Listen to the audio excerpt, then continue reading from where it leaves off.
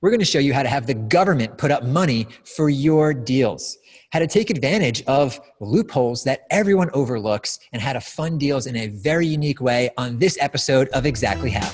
You're listening to the Exactly How podcast, where you'll hear the underground, closely guarded wealth building secrets of successful people around the globe.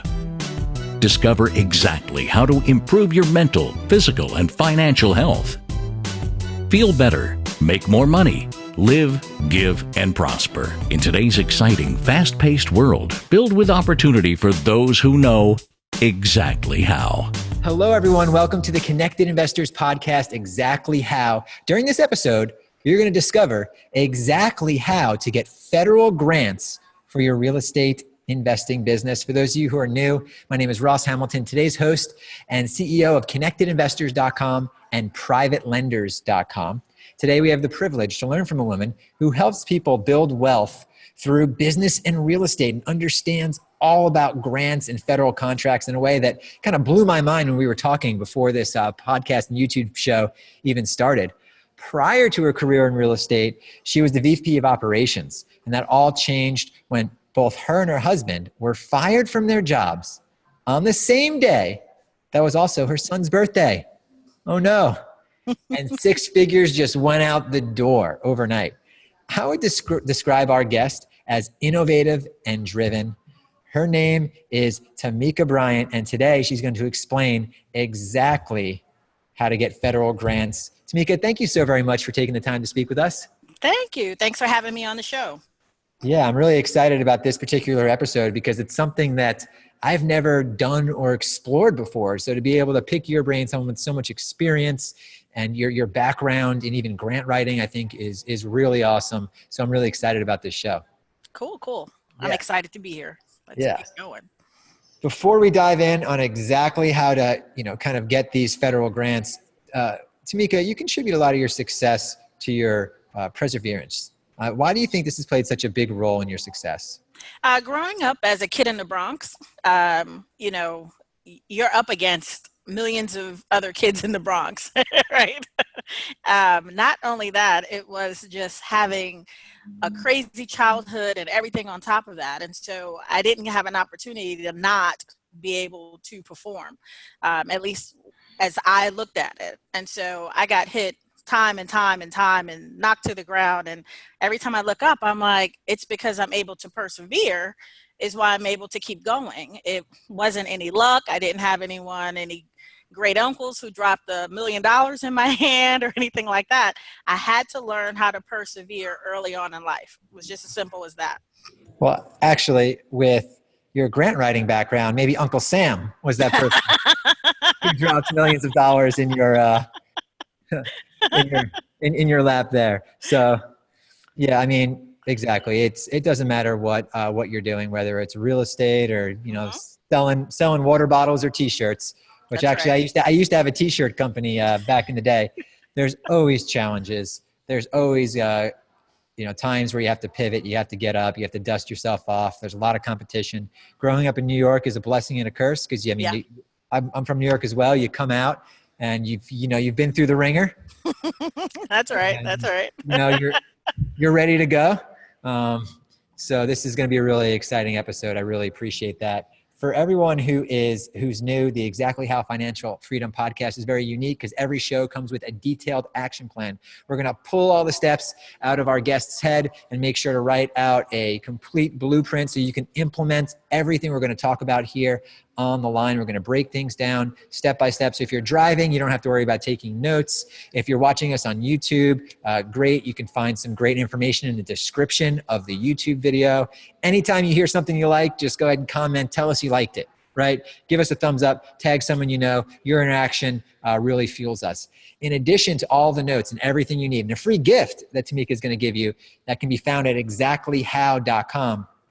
We also give away our Pre-MLS software each and every show. This is a $3,000 software that shows you all of the best real estate investments in any area around the United States prior to being listed, prior to being auctioned off, prior to all of the masses driving up the prices and realtors wanting commissions and red tape all over the place, right? So It's a fantastic software for any inspiring real estate investor. And you can get it for free by visiting exactlyhow.com and throwing your name in the hat. If you're watching this live or during our YouTube premiere, go there right now, because we're going to pick a winner right now during this show. During step 2, we're going to make sure to announce the winner here. So I'm really excited for everyone who's on the line here. All right, Tamika, let's go ahead and define really what a federal grant is. Okay. Yeah. Yeah.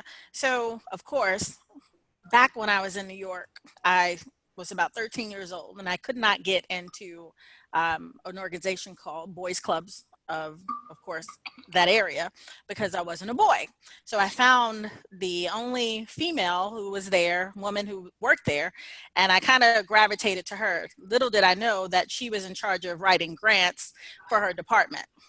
So at age 13, I just started helping her put these reports and stuff together. So contracting and federal grants and contracts and all those kinds of things is really pretty much a different pillar of business that I think people don't pay enough attention to, because federal contracts, the monies that are coming from that line and that pillar of business is coming from the federal government.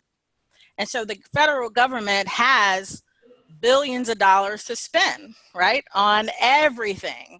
And the one thing that you can definitely guarantee yourself on is any business that you have, the federal government has to buy that type of product. And so if you can figure out your piece of that pie, and if you want to do a little work, then you can align yourself to obtain some of that federal contract pie. And so over the years, I've worked with different teams on the nonprofit side and the for-profit side, and just aligning the company's mission and their goals to access a pillar of that business. So as much as when I worked in the Atlanta market, we had an $80 million appropriation from the federal government. So that meant they had to give us $80 million a year to do the business that we were doing that they themselves could not do, but they would pay us to do.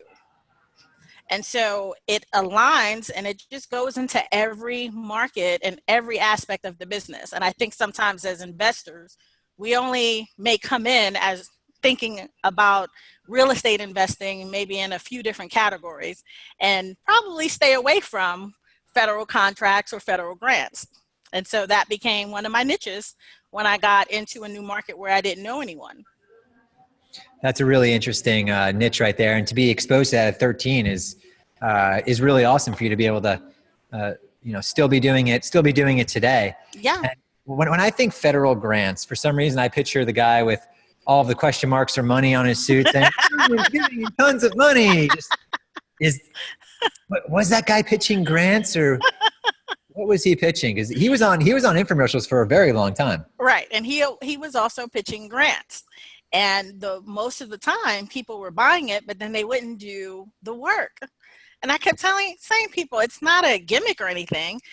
It is there. The funds are there, but you got to put a little work. You got to put a little elbow grease into anything, And that's how I started, was figuring out that there was a real process to getting to it, and then getting in line and doing the pieces to make it happen.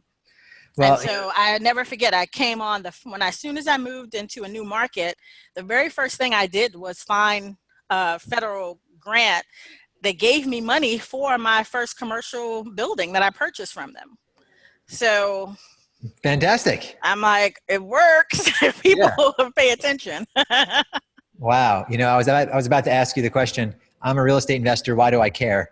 And you just completely answered that question. So before we break into the process of going through this, can you just kind of let me know a little bit about how that deal was structured? Like, sure. Yeah, how long did it take? How is that deal structured, high level? Then we'll go over the exactly how side of it in a second. Got it. So again, as you said to the audience when you first got going, I was terminated on March 23rd, my husband and I, from our organization, and had to figure out how we were going to survive Yeah. and this, and decided, hey, we're not going back into corporate America. So that was March 23rd. By May, I created an LLC, started a real estate company, and went from there. By the time we got to, that was May, June, I did the research to find who had funds on the ground. And I first looked locally. Okay, so most people will overlook organizations like the Economic Development Corporation or different kinds, or trusts or real estate trusts and things like that, land banks. And so I got on the ground and found all of those entities because I figured somebody would have a piece of real estate that I needed to purchase or program for someone like me who was new investor, wanted to get into the business, had the grind and the hustle, just needed to get those connections. So I found those folks. That was in June. I did my application in July, did a quasi loan, and then also applied for what they considered facade grants from the Economic Development Corporation. So that was pretty much free money to fix up the outside of any commercial building that I found. So I found this commercial building that was zone C4, which meant for me in my head that if everything else failed, I could also run the business and live there if I had to. Because There you go. remember, I got 2 kids and a husband, and we're not in New York anymore. We're in the Midwest and we don't know anyone. So we've got to build it in case we got to live in it. And by the time October 1st was our grand opening, I had purchased a building, renovated the building using loans from the bank and the grants from the Economic Development Corporation for my very first commercial building in a new city that, I started in. So it Yeah. wasn't a long period of time. It just was a process of Mhm. keeping up with that process. Great, great. And I'm really excited to kind of break this down. You also have a free gift that you're going to give away Yeah. to everyone here who's listening that you can get at exactlyhow.com. Can you explain the free gift real quick? Sure. What I did is I created a blueprint because I find being a broker and we do things a lot different. We focus on off-market properties and things like that. Our focus is the investor, but most investors, most real estate agents, a lot of folks, a lot of small businesses, period, jump in, get their LLCs, get their business cards, and they go without having the foundation laid out. So I created a blueprint so that they could start filling in those pieces of the things that they might have missed. And then they can continue to build, because one thing that they're going to run into, that I ran into, is there was a recession. What did I need to have? Well, I needed to have lines of credit. I didn't have those things set up at the beginning. So those are some of the things that are in that Great. blueprint doc that'll tell them, besides just your LLC and some business cards, here are some of the other things you need in That's order to great. make sure your foundation is strong for you to keep moving. Great. Thank you so much for sharing that with all of our listeners at Yeah. exactlyhow.com. You can go right there, find this episode's notes, and bam, you can download that gift. And on every episode of Exactly How, we give away valuable free gifts. So make sure to kind of scroll around and grab what's going to help you most. Most importantly, implement. That's what this is all about. If you were one of the people that bought that book of the guy jumping around with all the money on his suit, maybe dust it off and let's give it a shot. So, Tamika, before we started, we broke down getting these grants into 3 steps. Step number 1, the research, then how to ask for the money, and then the follow-up. So let's dive into the research. I'm a real estate investor in Wilmington, North Carolina, which Yep. I am. I want some free money from the government. What do I do? First things first, what I would tell anyone, any city, you want to go and definitely find out where's your housing department or who manages your housing department. Some cities have it in their city. There's one person that normally works there. There may be 5 people on this thing. What I found is that most of the employees who work in this housing department do not have any real estate background. They are government employees without the resources of what we bring to the table. So when I connect with them, then I can find out from them who are the other organizations that are giving to their department or to projects. There's normally a nonprofit or several of them, including groups like the Economic Development Corporation, which there's always going to be one in every major city. And then going into those departments and just scrolling around, sometimes it's right there on their website of grant opportunities, government contract opportunities are all there right on their websites. This is all local though, right? You have to do everything is local here. You can do it local. I normally go local, state, and national because again, I've been in this world a little longer in this, crazy grant and contracting arena. But I always tell folks go local, then they can spread out to state and then federal. So when I moved into this Midwest market, the first year I had a local, state, and federal contract and grants all at the same time because I knew exactly what I was looking for. I knew exactly how to go in, and I didn't have a problem with staying focused and implementing because again, I was trying to replace that 6-figure salaries household that I no longer had.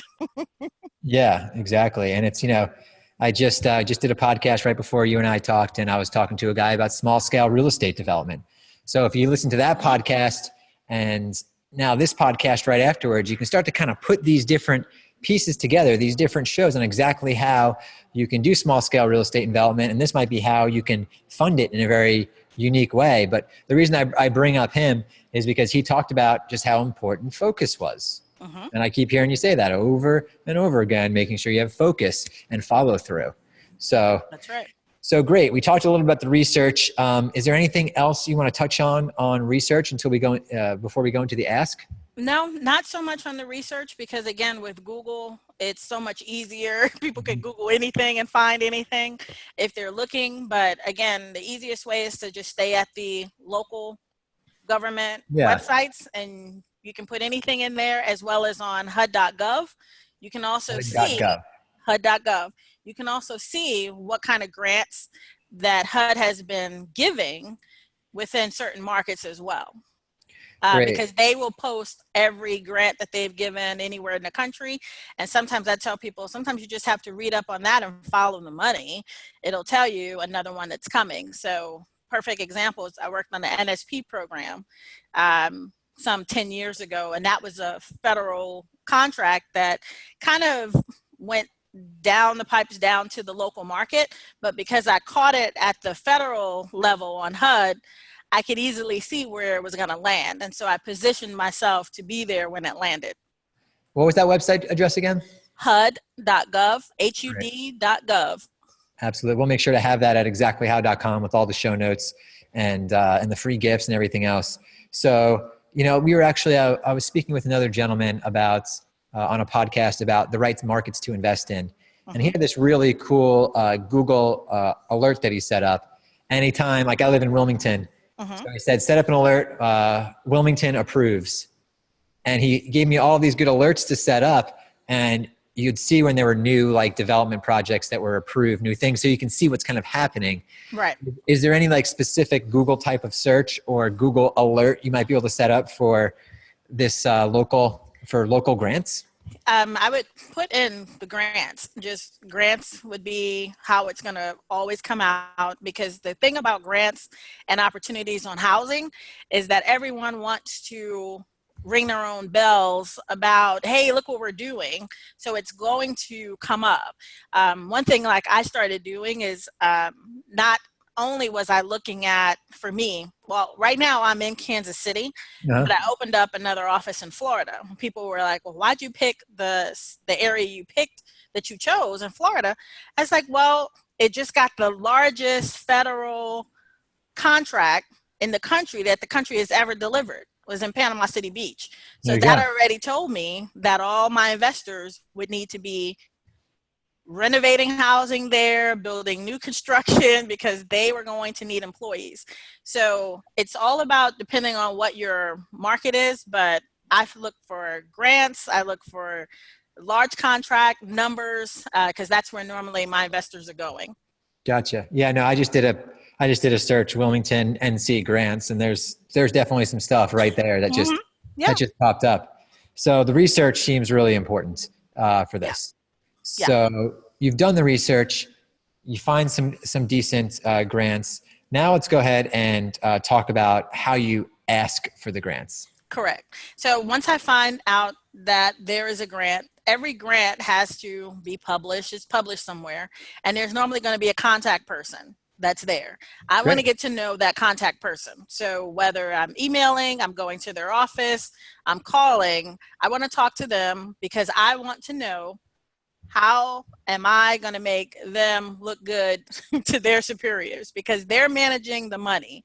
Their goal and end result is that they have to give this money away. It's already been allotted, but they want success. So they don't want to give it to someone who's going to drop the ball, or that they're going to have to reissue it to someone else.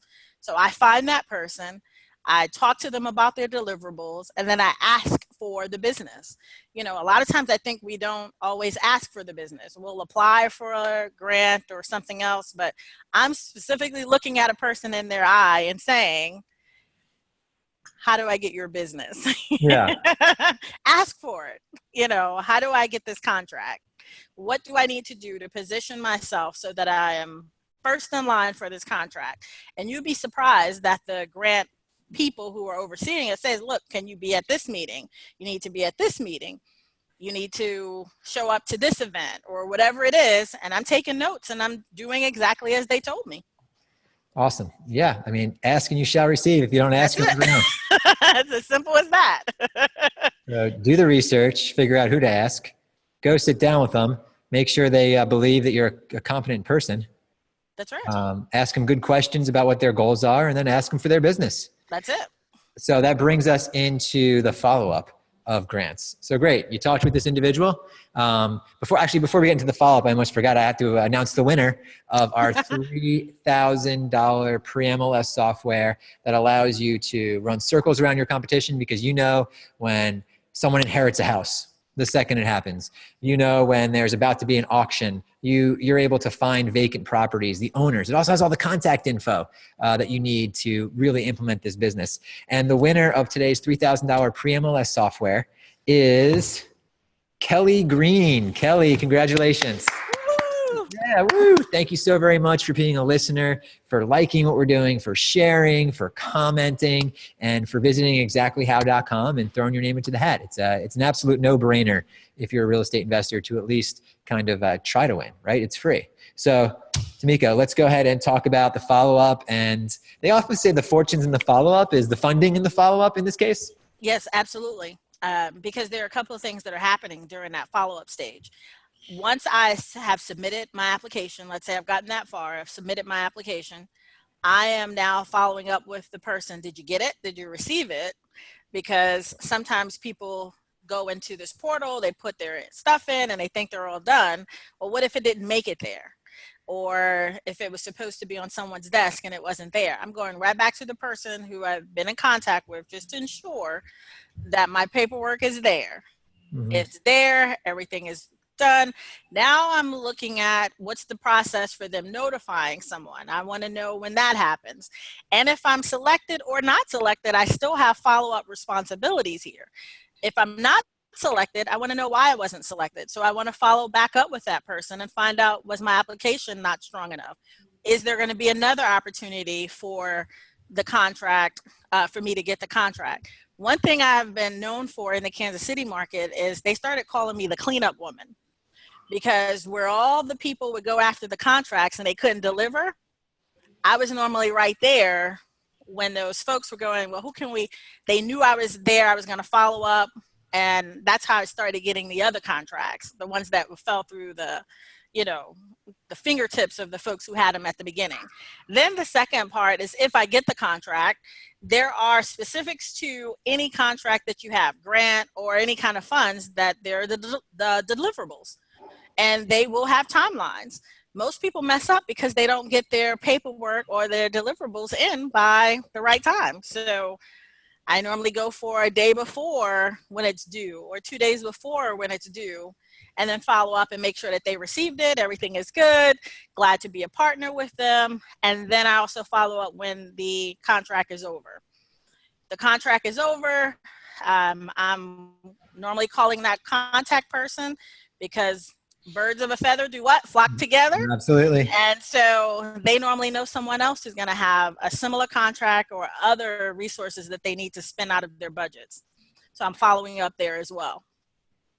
Yeah. I mean, that's no matter what you're doing in business. Like there was another podcast we did. I forget which one it was, but they were saying what separates a really good salesperson from someone who can make a living is how fast they follow up. That's Someone's right. like, today I sat down with the CEO of a huge publicly traded company, and he's like, I love what you're doing. I want to see, I want more. Send me over an NDA. So within 10 minutes, he had an NDA. That's right. Right. Then I had a text message go out, 45 minutes later. Hey, just sent you the NDA, blah, blah, blah.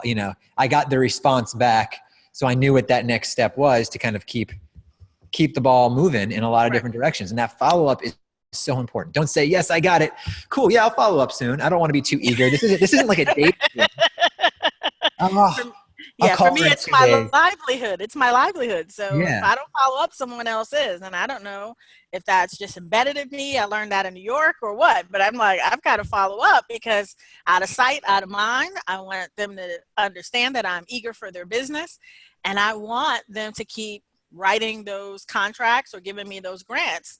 And so now what it has allowed me to do is that I don't even have to apply the way I used to apply before. The folks now will call me and say, we have an opportunity. We just need you to send what your costs are and things like that. Because a lot of the federal contracts, they have thresholds. So they can just hire someone without making them go through all of the contracts and the processes. And now I'm a part of some people's just Rolodex. Let me call her. I know she can get it done. I don't have to apply the way I used to apply before when I first moved into this market. Yeah. Well, great. Anything else you want to bring up about, the research, the ask, or the follow-up that someone should know if they're interested in doing this? I think more investors need to pay attention to the resources that are out there that they can use to leverage what they already have or what they already know. So yes, they know about loans, and yes, they know about hard money and some private, but there are other types of grants for the end user that if investors knew a little bit more about, they could actually move their products faster. Yeah. If they're doing flips and things like that, that I just don't think people pay enough attention to. So me as an investor and been investing since I left New York, those were grants and free money that was on the table that I watch other people just walk right by. Yeah, literally just walk right by. You're like, all right, thank you. I'll take that. I'll take that too. Thank you. Yeah. Well, here's a really important question for you, Tamika. What do you think your life would be like if you never got into real estate? Oh my gosh. I know exactly. I would have been working at Tiffany in in New York. I had a job offer to go work for Tiffany or to move out of the city and go work for this other company. And I was like, oh, Tiffany sounds so great. But I know for sure I would not have had the success in building my real estate empire or whatever you want to call it that I have now because I left. Because I wouldn't have had the access to funds or even been focused enough to think about real estate. I would have been building someone else's business at Tiffany and Company. Yeah, exactly. You wouldn't be a multimillionaire, would you? No, I wouldn't. My kids would not enjoy all this. I wouldn't be living in Florida and half the time here, and just, I wouldn't have stepped out and went for it the way we did if it wasn't for real estate. My parents didn't own their own real estate, and so it was very important for me to own. And once I figured out that everything was real estate involved, then I wanted a piece of every parcel of real estate in the country. Yeah, that makes a whole lot of sense. If I didn't find real estate, I'd probably be installing floors still. Oh gosh, I already know. I can't even think about what it would be like if I did not have real estate as what I was doing. Yeah, it'd be tough. So we're going to jump into the rapid fire section of this podcast and YouTube show. You ready? All righty. Just going to ask you a question. First thing that kind of comes to your mind. This is scary. Yeah, no, that's all. There's some really deep personal questions today. Scary. You can pass on any question that you don't want to answer. Now, on a scale from 1 to 10, how strict were your parents? Depending on which parent. Father was a 10. Mom was a 3. That's a good balance. Get up early or stay up late? I stay up late. How many hours of sleep do you get? About 7. Favorite or most recent book that you read? My own. I read my own book over and over again for actually inspiration. So it's Lead Generator Dies, the last one I read. Great. And we'll make sure to have your book. We'll talk about your book here in just a second. I'm sorry I didn't bring it up earlier, but we'll make sure to have your book. Oh, it's okay. I've got a few of them, so they can. It's not a big deal. Yeah, exactly. On the podcast page, we'll have all your different books right there. If you could be any superhero, who would it be? Ooh, ISIS. I don't know if people remember who ISIS was. Can you explain? Because that sounds like a something else. She came up on very short episodes of Wonder Woman. And everybody wanted to be Wonder Woman, but I wanted to be Isis when I saw Isis. And Isis was, I think she probably only had a few shows. But yeah, Isis would be my superhero. Did she have a special power, or what was her draw? You know, what's so funny is that I can remember the song saying, Almighty Isis, Almighty Isis. The government is listening to this call right now. Yeah, this was ISIS before that ISIS. I'm just saying, we've been talking about the government a lot. Right. Now we're using these other words. So okay, Wonder Woman. No. It's fine. I'm just going to go ahead and I'm excited to see who this other superwoman is. All right. Fun stuff. What is something everyone should do less of? Complain, because nobody really wants to hear it or cares. No one cares. No one cares. Something everyone should do more of. Everyone should do more of just have fun, smile, have fun. Will people visit Mars in your lifetime? Probably not. And Bitcoin, bang or bust? Bang. Bang. There you go. All right, Tamika. Thank you so very much for spending time with us and all of our listeners today. Okay. Talk to you later. Thanks. Yeah. And for everyone who is still on, congratulations. You made it to the end of the show. Only a very small percentage of people finish any podcast, any YouTube show. So you obviously found value in this. I'd like you to like it, to share it, to comment, give us some sort of interaction. Don't think someone else is going to do it. I need you to do it right now. If you're watching this on YouTube, I'm pointing at you.